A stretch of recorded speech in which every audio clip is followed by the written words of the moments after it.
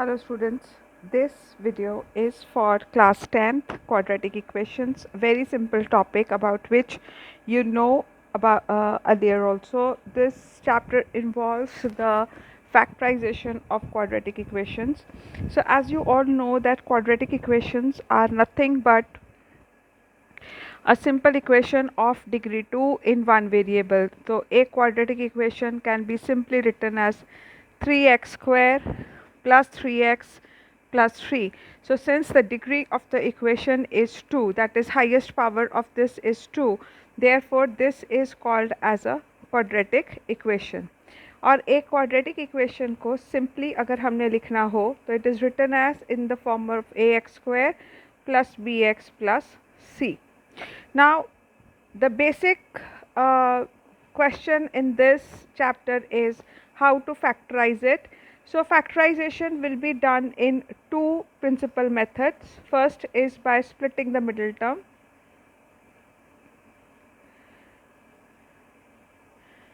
and second will be by the quadratic formula. Splitting the middle term is quite familiar to you. You have done in smaller classes also. So the new thing that you are going to learn in this chapter is the quadratic formula. Now earlier there was a method of completing the squares also in your syllabus, but it is no more there in the 10th class syllabus right now. So we will not be covering those topics. So simply put, you have to do the splitting the middle term. So if I go by exercise wise, तो exercise 4.1 के अंदर है check whether the following are quadratic equations or not. तो वहाँ आपको कुछ equations दी गई हैं. अब जैसे कि एक ये equation है, तो इसको चेक करने के लिए कि ये क्वाड्रेटिक इक्वेशन है कि नहीं है, पहले हम इन इक्वेशंस को प्रॉपर्ली सॉल्व करेंगे और फिर जज करेंगे कि ये एक क्वाड्रेटिक इक्वेशन है कि नहीं है. अब इन दोनों को इधर को ट्रांसपोज करेंगे. So x square plus 2x minus 2x plus 1 plus 6, so you get x square plus 7. तो लास्ट में क्योंकि डिग्री ऑफ द इक्वेशन 2 आती है, therefore this is a quadratic equation. Similarly अगर आपको एक इक्वेशन ऐसे दी गई है x minus 3 2x plus 1 is equal to x into x plus 5, आप पहले इस पूरी इक्वेशन को सॉल्व करोगे और सॉल्व करने के बाद आप ये जजमेंट करोगे कि ये एक क्वाड्रेटिक इक्वेशन है कि नहीं है. उसके बाद बात फिर से स्टेटमेंट क्वेश्चंस की आती है. स्टेटमेंट क्वेश्चंस आप लोगों ने लीनियर इक्वेशंस के अंदर किए हैं, तो एक क्वेश्चन से स्टेटमेंट या इक्वेशन बनाने का तरीका सेम है. The only difference in this is कि वहाँ पर आप दो इक्वेशंस बनाते थे, यहाँ आपको सिर्फ एक ही इक्वेशन बनानी है. वहाँ आप दो वेरिएबल यूज़ करते थे, यहाँ आपको एक वेरिएबल ही यूज़ करना है. तो कई बार क्वेश्चन अगर एग्ज़ाम में आता है तो हमें ये कन्फ्यूज़न होती है सोचकर कि क्या ये एक लीनियर इक्वेशन का क्वेश्चन है या ये एक क्वाड्रेटिक इक्वेशन है. तो एक छोटा सा टिप ये है कि अगर आप क्वेश्चन को पढ़ते हो तो क्वेश्चन के अंदर अगर आपको दो सिचुएशंस दी गई हैं जहाँ से कि दो इक्वेशंस बनेंगी दो वेरिएबल्स में, तो फिर एक लीनियर इक्वेशन है. और अगर आपको एक ही इक्वेशन बनाने की सिचुएशन दी गई है तो उस सिचुएशन से अगर एक इक्वेशन बनती है तो आपने उसको एक क्वाड्रेटिक इक्वेशन की तरह सॉल्व करना है. It is not a hard and fast rule, but it certainly helps you to interpret the question कि ये एक लीनियर इक्वेशन का है या एक क्वाड्रेटिक इक्वेशन का है. So it helps you to save the time in the exam. तो अगर मैं 4.1 की पहली स्टेटमेंट क्वेश्चन करती हूँ तो उसमें है the area of a rectangular plot is 528. So area is given to be 528 metre square. The length of the plot, so let the length be equal to x. अब अगर आपको ब्रेड्थ को y लेना है तो आप y ले लो, और अगर आपने नहीं लेना है y, मतलब अगर आपको ये जजमेंट हो गई है कि ये क्वाड्रेटिक इक्वेशन है, तो वहाँ पर फिर आपको जो है ब्रेड्थ को भी x की टर्म्स में लेना चाहिए. बट कन्वीनियंस के लिए, क्योंकि अभी आपको इतना पता नहीं है, तो मैं ब्रेड्थ को y ले लेती हूँ और फिर मैं थोड़ा सा चेंज करूँगी. If the length of the plot is, length of the plot is मैंने पहले भी बताया का मतलब होता है इक्वल टू 1, मोर का मतलब प्लस, ट्वाइस द ब्रेथ। तो x is equal to 2y plus 1।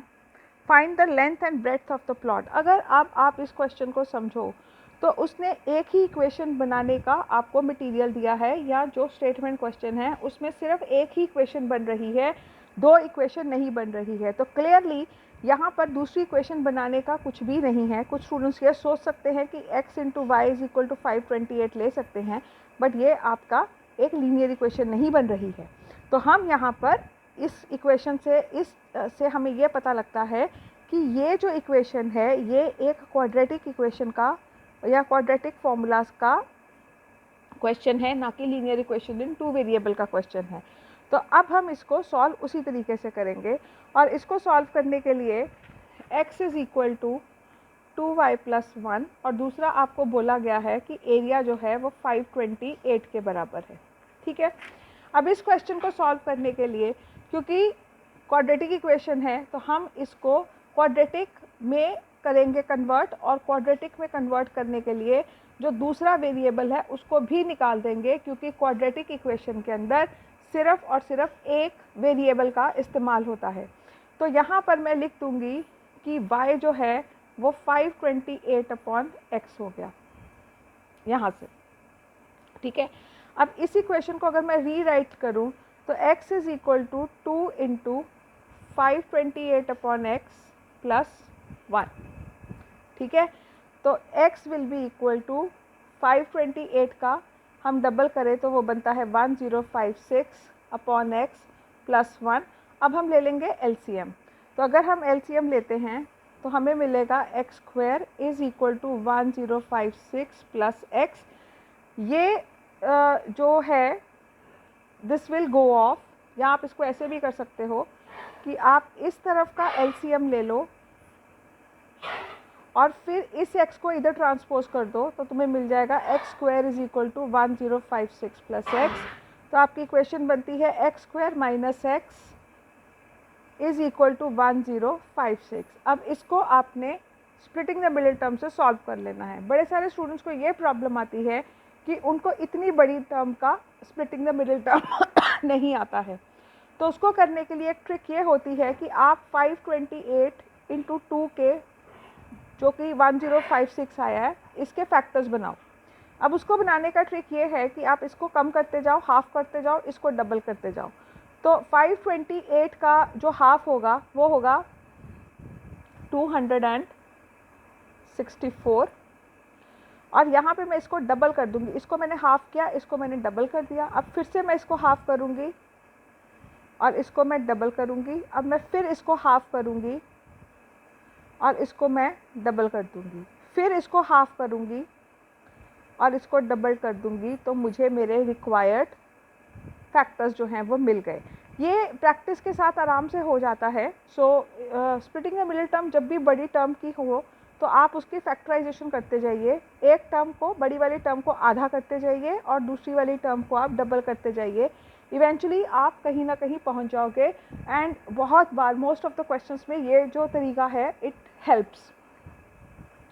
सो अगर मैं इसको ऐसे लिखूं, so x square minus 33 minus 32 is equal to 1056। तो x square minus 33x plus 32x minus 1056 is equal to 0। x common, x minus 33 plus 32 common, x minus 33 is equal to 0। So x प्लस 32 और x minus 33। अब आपके पास x की दो value आएंगी, either x is equal to minus 32 और x is equal to plus 33। Negative value not possible. Length जो है या ब्रेथ है वो नेगेटिव नहीं हो सकती। Therefore x is equal to 33, यानी कि लेंथ जो है that is equal to 33 centimetre. So इस तरीके से हम क्वाड्रेटिक इक्वेशन को सॉल्व कर सकते हैं by splitting the middle term. Statement questions के लिए अगर आपके पास लीनियर इक्वेशंस में आपको स्टेटमेंट बनाने आ जाती है तो क्वाड्रेटिक इक्वेशन एक बड़ा सिंपल चैप्टर बन जाता है, क्योंकि इसमें बस इतना ध्यान रखना है कि इक्वेशन जो बनेगी वो एक वेरिएबल में बनेगी, एक्स और वाई के उसमें नहीं बनेगी, और एक ही इक्वेशन होती है जिसका इस्तेमाल करके हमने उसको सॉल्व करना होता है. So if I move to the next question, that is the product of two consecutive positive integers is 306. तो पॉजिटिव इंटीजर्स हैं और कंसेक्यूटिव हैं, तो हम लेट फर्स्ट पॉजिटिव इंटीजर को हम लोग x ले लें. तो कंसेक्यूटिव है तो मतलब सेकंड जो हो जाएगा वो x प्लस 1 हो जाएगा. अब उसने बोला है इन दोनों का जो प्रोडक्ट है वो 308 है. मतलब अगर मैं x को x प्लस 1 से मल्टीप्लाई करूँ, so according to question x plus 1 multiplied by x gives you 306. तो again x square plus x is equal to 306. इसको आप इधर ट्रांसपोज कर दो. अब फिर से मैं इसके फैक्टर्स आपको एक बार सिखा देती हूँ. 306 इंटू 1, इसको हाफ करिए, 153 इंटू 2. ठीक है. दिस, अब इसको आप हाफ नहीं कर सकते हो, तो अब यहाँ पे आप 3 का टेबल में आता है, तो आप 3 के टेबल को यहाँ पर 3 से डिवाइड करो, इसको 3 से मल्टीप्लाई करो, तो ये बन जाएगा 51 into 6.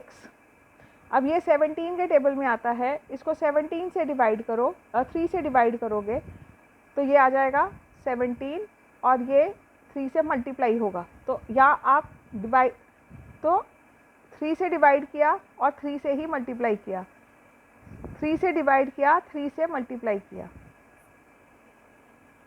So you get x square plus 18 minus 17 x minus 306. So x square plus 18x minus 17x minus 306. X common x plus 18 minus 17 common x plus 18. So x minus 17 और x plus 18 इसके factor बनते हैं. So आप लिखोगे either x is equal to 17 और x is equal to minus 18. So number positive है तो this is not possible, therefore x is equal to 17, and जो सेकेंड नंबर होगा वो होगा तुम्हारा x plus 1 which is 17 plus 1 which is equal to 18. So this is how you do the second question. अब अगले questions की मैं सिर्फ स्टेटमेंट्स बनाऊंगी, इक्वेशंस बना के छोड़ दूंगी, and you will solve them on your own.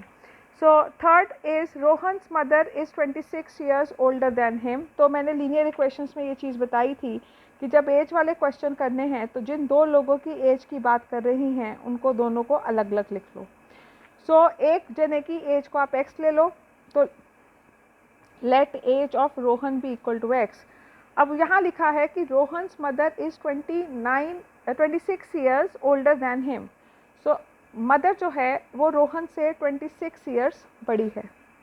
अब आगे वो बोलता है कि product of their ages is 3 years from now will be equal to 360. मतलब आज से 3 साल के बाद इन दोनों की एजेस का जो प्रोडक्ट होगा वो 360 के बराबर होगा. So now if I understand the question, तो हमें जो इक्वेशन बनानी है वो आज से 3 साल बाद की बनानी है. सो यहाँ पर हम रोहन को 3 साल बड़ा करेंगे और हम उसकी मदर को भी 3 साल बड़ा कर देंगे. तो रोहन की एज आज से 3 साल बाद बनती है x प्लस 3 और इनकी बनती है x प्लस 29. और क्वेश्चन में अकॉर्डिंग इन दोनों की एज का जो प्रोडक्ट है वो किसके बराबर है? 306 के बराबर. सो आप इक्वेशन को सॉल्व करके इजीली इसको कर सकते हो. Then we move on to fourth question. Fourth question is again distance and time का क्वेश्चन. और मैंने ये बहुत बार बात बोली है कि जब भी टाइम और डिस्टेंस के क्वेश्चंस आते हैं आप लोग इन इक्वेशंस को किस तरीके से करते हैं? हम कन्वर्ट करते हैं इन टाइम फॉर्मेट. तो let's do the question. A train travels a distance of 480 kilometre. If the speed had been 8 kilometre less. तो अगर ट्रेन की सिर्फ एक ही ट्रेन है तो let the speed of train को हम x किलोमीटर पर आवर ले लेते हैं. अब वो बोलता है कि अगर उसकी स्पीड 8 किलोमीटर कम होती so new speed would be 8 kilometre कम, यानी कि x minus 8, it would have taken 3 hours more, so time taken is equal to 3 hours more. मतलब ये कि पहले जितना टाइम लगा और अब जितना टाइम लगा उन दोनों के बीच में 3 घंटे का फ़र्क है। तो अब इसको अगर हमने क्वेश्चन को करना है तो मैंने क्या बोला है, स्पीड डिस्टेंस के क्वेश्चंस को हमेशा हम टाइम फॉर्मेट में करते हैं, मतलब हर चीज़ को टाइम में कन्वर्ट करना है। तो यहाँ पर speed is equal to distance upon time, therefore जो टाइम होगा वो होगा डिस्टेंस अपॉन स्पीड। केस 1 में जब स्पीड x थी तो डिस्टेंस कितना ट्रैवल किया, 480, तो टाइम 1 हो जाएगा 480 डिस्टेंस अपॉन स्पीड, स्पीड है हमारी x, और टाइम 2 हो जाएगा डिस्टेंस अपॉन स्पीड। अब स्पीड कितनी है आपकी, x माइनस 8, और इन दोनों टाइम का जो फ़र्क है वो 3 घंटे हैं। अब इस क्वेश्चन के अंदर आपको एक नई चीज़ सीखनी है, और वो ये है कि आप t1 माइनस t2 करोगे या t2 माइनस t1 करोगे, क्योंकि अगर आपने ये मत सोचो कि दोनों एक ही चीज़ हैं, दोनों के अगर आप t1 माइनस t2 की जगह t2 माइनस t1 करोगे आपका आंसर गलत आएगा। तो बड़े ध्यान से पहले चीज़ को समझिए। t1 यहाँ पे है 480 अपॉन x और t2 है 480 अपॉन x माइनस 8, और डिफरेंस है 3 घंटे का। तो टाइम 1 माइनस टाइम 2 अगर मैं करती हूँ तो मेरी इक्वेशन बनती है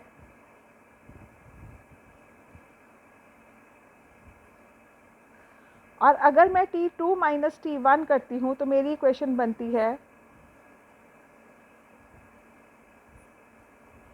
ठीक है। दोनों केस के अंदर आंसर जो है वो फ़र्क आएगा। अब आपको कैसे जजमेंट होगी कि किसको पहले लिखना है, सबसे पहले आप ये समझिए कि इन दोनों में से कौन सी फ्रैक्शन बड़ी है।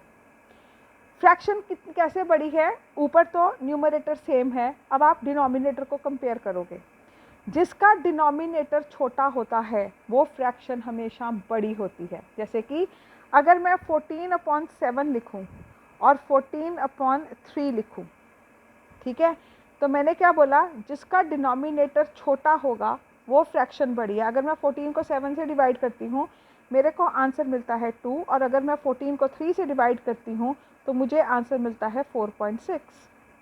तो ये एक तरीका था आपको बताने का कि जिस फ्रैक्शन में डिनोमिनेटर छोटा है इन दोनों में वो फ्रैक्शन बड़ी होगी। मतलब ये टाइम 2 वाली फ्रैक्शन बड़ी है और टाइम 1 वाली फ्रैक्शन छोटी है। तो यहाँ पर ये बड़ी फ्रैक्शन बनेगी, ये छोटी फ्रैक्शन बनेगी, और आपकी जो इक्वेशन बनेगी वो ये बनेगी। तो हम करेंगे 480 upon x minus 8 minus 480 upon x is equal to 3। अब इसको सॉल्व कैसे करना है, कुछ नहीं, सिंपल एलसीएम लेना है। अब x माइनस 8 और x का एलसीएम होगा, इन दोनों को आपस में मल्टीप्लाई कर देंगे, तो ये आ गया इनका एलसीएम। अब this LCM divided by x minus 8 will be equal to x। अगर आप नॉर्मल फ्रैक्शंस कभी करी हैं तो हम जब दो फ्रैक्शंस को आपस में प्लस या माइनस करते हैं तो उसमें क्या करना है, अगर आपके पास 5/3 माइनस 6/7 है तो हम क्या करेंगे, 7 3 या 21, फिर 21 को मैं 3 से डिवाइड जब करती हूँ तो मुझे 7 मिलता है, और जब मैं 21 को 7 से डिवाइड करती हूँ तो मुझे 3 मिलता है। तो उसी तरीके से इन दोनों का एलसीएम बना, इन दोनों को मल्टीप्लाई करके, तो आप इसको सिंपली क्रॉस मल्टीप्लाई भी कर सकते हो। तो यहाँ मुझे मिलता है 480x और यहाँ मुझे मिल जाएगा 480 into x minus 8 is equal to 3। अब इस इक्वेशन को हम करेंगे सॉल्व। तो सॉल्व करने के लिए सिंपल इन दोनों को मल्टीप्लाई कर दो और ऊपर के ब्रैकेट भी खोल दो। So 480x minus 480x plus 480 into 8 is equal to 3। तो ये आपस में कट गए। तो हमारा इक्वेशन बन जाता है 480 into 8 upon x square minus 8x is equal to 3। अब हम इसको इधर ट्रांसपोज कर देंगे। So 480 into 8 is equal to 3 into x square minus 8x। मैं इसको इसलिए नहीं अभी तक कर रही हूँ कि मैं इसको प्रॉपरली पहले सॉल्व करना चाहती हूँ। सो 480 इंटू 8 इस 3 को मैं इधर ले आऊँगी, is equal to x square minus 8x, ठीक है। So I get the equation as x square minus 8x minus 1440। अब यहाँ पे इसके बनाने हैं फैक्टर्स, तो 1440 will be simply written as 144 into 10। फिर मैंने क्या बोला था, इसको कम कर दो, इसको बढ़ा दो, तो ये क्या बन जाएगा, आधा, यानी कि 72, ये हो गया डबल। इसको आधा करोगे तो ये बन जाएगा 36, इसको कर दो डबल। अब आप कहीं पर भी you are not reaching because आपको 8 चाहिए था, ठीक है। अब मैं क्या करूँगी कि इसको फिर आधा करती हूँ, which will be equal to 18, और इसको मैं डबल कर दी हूँ, ये बन गया फिर से बड़ा। अब अगर हम ध्यान से देखें तो मुझे मिलता है 18 इंटू 8 इंटू 10, ठीक है। अब हमने क्या करना है कि इनके फिर से बना देने हैं फैक्टर्स, और उन फैक्टर्स को फिर प्लस माइनस करके हमें 8 लाना है। So this will be 9 into 2 into 4 into 2 into 5 into 2। तो यहाँ पर आपको थोड़ा सा मेहनत करनी पड़ेगी, यहाँ पर आपको प्लस माइनस करके आंसर को निकालना पड़ेगा। सो नाउ अगर आई नीड 8 हेयर, ठीक है, सो ये बनता है 36, 9 4 जा 36, और ये बनता है 40।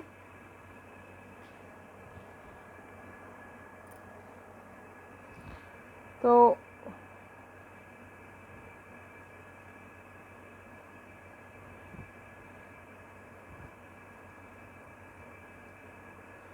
इसको जब हम सॉल्व करते हैं 12 इंटू 12 इंटू 10, ठीक है, तो इसको आप ऐसे भी लिख सकते हो, फिर आप 6 into 2 into 12 into 10, right. You can also write that 3 into 2 into 2 into 12 into 10.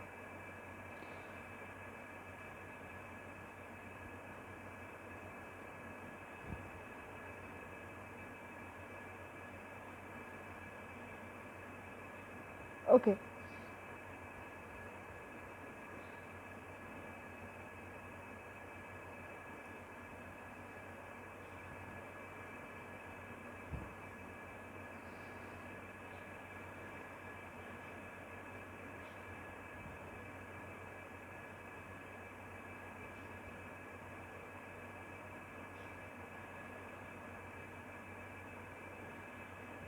तो इस तरीके से आप इसको करके इजीली फैक्टराइज करके you can do this question. Now moving on to the second exercise which is 4.2। So 4.2 के अंदर जो आपके क्वेश्चंस हैं वो simply splitting the middle term से करने हैं। मैं उसके सिर्फ स्टेटमेंट क्वेश्चंस का जो है उनकी इक्वेशंस को बना दूंगी। So first is, third question is find the two numbers whose sum is 27 and product is 182. So let first number be equal to x, तो सेकेंड को आप फिलहाल y ले लो। वो बोलता है उन दोनों का sum x plus y is equal to 27 and x multiplied by y is equal to 182। तो यहाँ से हम y की वैल्यू लेंगे, so y will be equal to 182 upon x। इसकी वैल्यू को यहाँ पर डाल देंगे, so x plus 182 upon x is equal to 27। LCM लेके x square plus 182 upon x is equal to 27, ये x इधर ट्रांसपोज हो जाएगा, so x square plus 182 is equal to 27x, इधर ट्रांसपोज करके x square minus 27x plus 182 is equal to 0। इसकी आप splitting the middle term से question को सॉल्व कर सकते हो। 4.2 का फोर्थ क्वेश्चन जो है वो ऐसा है, the two consecutive positive integer sum of whose square is 365। तो let the first positive integer be equal to x, और सेकेंड इंटीजर क्या हो जाएगा x प्लस 1, क्योंकि कंसेक्यूटिव हैं। अब क्वेश्चन में उसने मांगे हैं squares. Find the two consecutive positive integers sum of whose squares is 365। तो फर्स्ट का square of first number is equal to x square and square of second number will be equal to x plus 1 का whole square. अब इन दोनों का जो सम है वो 365 के बराबर है। So according to question x square plus x plus 1 का स्क्वायर इज इक्वल टू 365। अब मैं इस क्वेश्चन को सॉल्व करती हूँ तो a प्लस बी का होल स्क्वायर, इन दोनों को ऐड कर दो,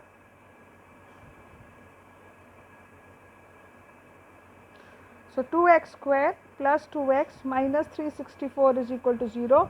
अब आप इस इक्वेशन में से 2 कॉमन लेकर you will get x square plus x minus 182 is equal to 0। So आपकी इक्वेशन बन जाती है, इसको आपने करना है, ये 2 इधर जाके डिवाइड होगा and answer will be equal to 0।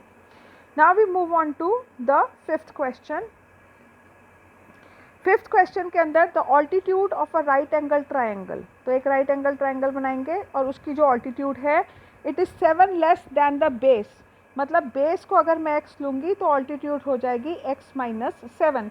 So let base be equal to x, therefore altitude will be equal to x minus 7 और जो हाइपोटेन्यूज है that is 13 सेंटीमीटर। तो Pythagoras theorem 13 square is equal to x minus का whole square plus x square. तो question को solve करके हम आराम से क्वेश्चंस कर सकते हैं। So this is all about exercise 4.1 and 4.2 of quadratic equations. In the next video, we will be doing the quadratic formula and the rest of the questions जो तुम्हारे statement questions हैं उनको हम cover करेंगे। Thank you.